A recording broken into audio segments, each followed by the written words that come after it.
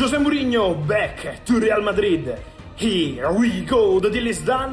Mourinho to Real Madrid is now a confirmed here we go, and suddenly the Bernabéu feels on edge again. But this is not just the special one coming home. This is 5 questions Mourinho must answer before Madrid turns on him, and the first one decides everything. 1. Is he still the special one? The first question is blunt. Is Mourinho still the one, or is Madrid hiring the memory of a man who used to terrify Europe? His recent record is mixed. At Manchester United, he won the Europa League and League Cup, and only finished second in the Premier League, which he later called one of the best jobs of his career. But it still ended in conflict. At Tottenham, he started with big personality and big promises, but won nothing and was dismissed before the League Cup final. At Roma, he gave the club its first trophy in more than a decade by winning the Conference League, then reached a Europa League final, but the league form never truly hit the heights. At Fenerbahce, he finished second, missed the Champions League after losing in qualifying, and his spell was full of controversy. At Benfica, even an unbeaten league run still came with the strange problem of finishing behind rivals in the table. So Madrid cannot just ask whether Mourinho still has aura, they have to ask what his football actually is now. Will he protect the back line first, then attack with speed? Or will he try to adapt, press higher, and prove he is not trapped in his old methods? That is the real test. If he is still special, Madrid become dangerous fast. But if he is only returning with reputation, the Bernabéu will see through it quickly. 2.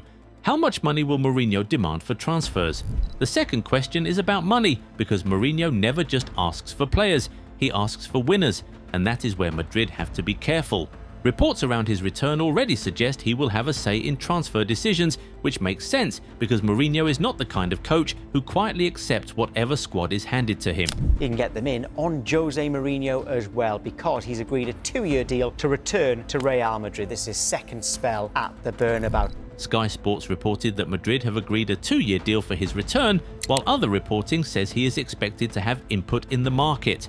The question is how far that goes. Madrid already have Mbappe, Vinicius, Bellingham, Valverde, Tchouaméni, Camavinga, Endrick, and elite young talent across the squad. But Mourinho may look at that team and still say, where is that Pepe-type centre-back? Where is the full-back who defends first? Where is the Essen-type midfielder who makes every duel feel personal? That is Mourinho's transfer instinct. At Inter, he needed warriors. At United, he pushed for stronger defensive pieces and complained when he did not get the backing he wanted. At Roma, he constantly framed squad depth as a limitation, so Madrid should not expect him to arrive and simply polish the existing project. He may want players who do not need 2 years of development before they can shine, and that creates the tension. Madrid's modern recruitment has been built around young stars, resale value, and long-term control. Mourinho usually wants players who can win now, fight now, and follow orders now.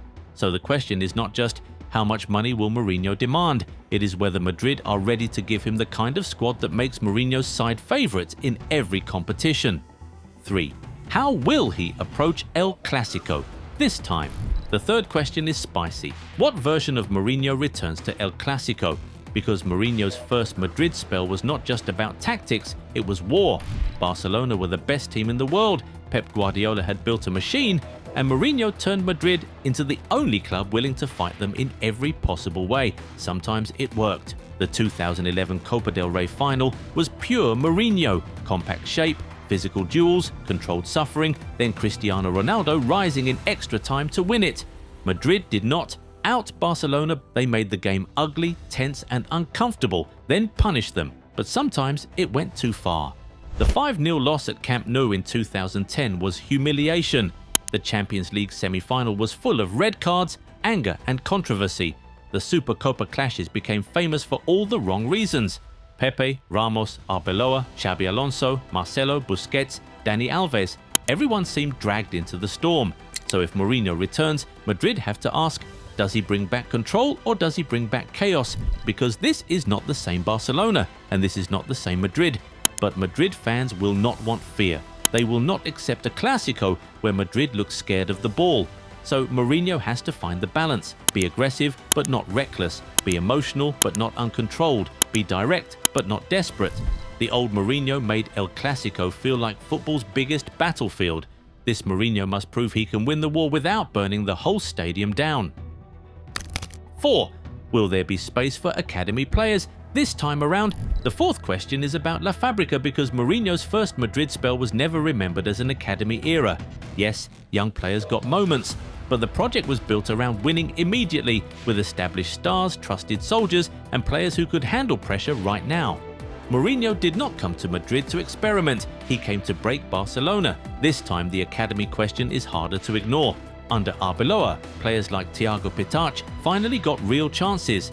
Pitach was not just thrown on for 5 safe minutes either. He started games, played well, and gave Madrid energy in midfield when the team badly needed legs, discipline and hunger. Spanish coverage even noted that some academy players, especially Pitach, responded really well in a critical moment of the season, but that also exposed the politics. Reports claimed Madrid's hierarchy, including Florentino Perez, were unhappy with Arbeloa leaning too much on academy players instead of established first-team names. One report even framed it as internal criticism of Arbeloa's reliance on La Fábrica. So if Mourinho returns, this becomes a real question. Does Pitach still get minutes? Do other academy players still feel there is a path? Or does Madrid go back to the old logic, senior names first, young players later? And next season, the squeeze gets even tighter. Nico Paz is expected to return through Madrid's buyback plan, and Endrick's agent has said the Brazilian will return to Madrid after his Lyon loan. That means Mourinho will not just manage stars, he will manage futures, and if those futures sit on the bench too long, Madrid's academy question will get loud fast. 5. Can he break his own record? The fifth question is the biggest one because Mourinho's return would not only be judged against today's Madrid, it would be judged against his own monster. The 2011-12 Real Madrid team was terrifying. They won La Liga with 100 points, scored 121 league goals, finished with a plus 89 goal difference, and broke Barcelona's domestic grip under Guardiola. Cristiano Ronaldo scored 46 league goals, Higuain scored 22, Benzema scored 21, Ozil created chance after chance. That was not defensive football, that was controlled violence, and this is why the myth still lives. Many Madrid fans still believe the team was one of the strongest versions of Real Madrid ever.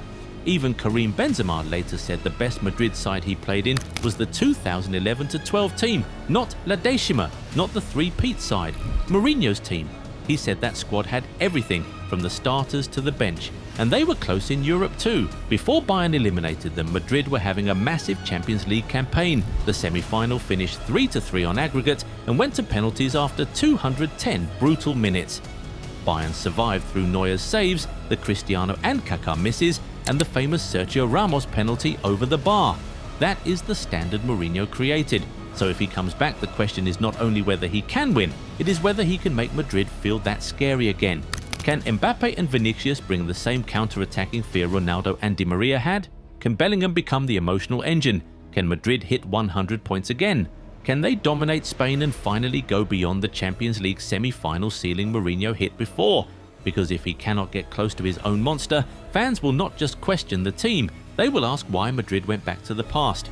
With Jose Mourinho, Madrid are not just bringing back a manager, they are reopening one of football's most explosive experiments. Can he still scare Europe, handle the stars, trust youth, spend smartly, and chase his own monster again? Tell me in the comments, is Mourinho the right gamble for Madrid or a dangerous nostalgia trip? Like, subscribe, and watch the next video on your screen now. See you there.